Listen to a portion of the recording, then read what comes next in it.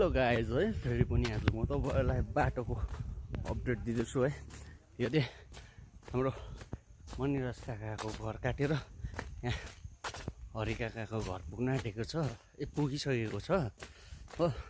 यहाँबाट फेरि अलिकति यहाँ सामान हुनुको कारणले तपाईँहरूको चाहिँ तलदेखि सुरु गरेर त्यो छापेको रहेछ। म पनि अस्ति कन्फ्युजमा थिएँ, कहाँ काम गर्ने कहाँ गयो भनेर।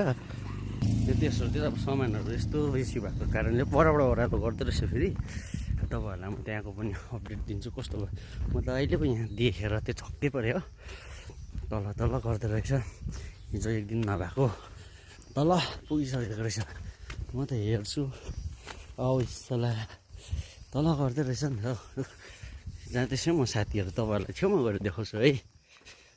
फेरि यहाँ अहिले राकेश काकाको घरको टर्निङदेखि ओह्रालो भइरहेको रहेछ। आम्मा भाइ यो तल पुगिसकेको छ, हेर्नुहोस् है। अब कहाँ पुगेको छ तपाईँहरूलाई म देखाउँछु है। त्यो ओह्रालो भयो पाएको बाटो। म त माथिको खालि अपडेट देखेकै थिइनँ, आज त यहाँ तल आएँ। फेरि हो खुसी लाग्यो नि यो ओह्रालो पनि। जति ओह्रालो त्यति खुसी लाग्दो रहेछ। यस्तो हुँदैछ मजाले है। यहाँ चाहिँ हाम्रो फाइनली यो बसुन दिदीको घर हो। यहाँ बसुन दिदीको घरसम्म आइपुगेको रहेछ।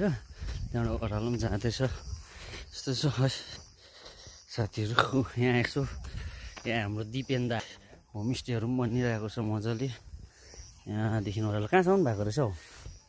यहाँ हाम्रो दाहरू पनि आएर यसो बाटो हेर्नु हुँदो रहेछ है। ठिक छ एकदम मालिक। यो चाहिँ अहिले कहाँनिर हो भन्नुभन्दा चाहिँ यहाँ रमेश काकाको घर लाइन हुँदैछ है हो। यहाँ रमेश काकाको घर पुग्नै आँटेको छ, निकै तल आइपुगेको छ। कहाँ भन्नु अब तपाईँहरूलाई है।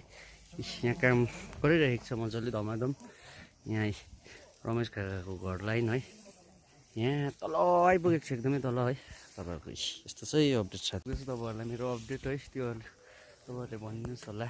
यसो लाइक सेयर कमेन्ट पनि गरिदिनुहोस् होला है। यसो बाटोको विषयमा के कसो लाग्छ भनिदिनुहोस् है।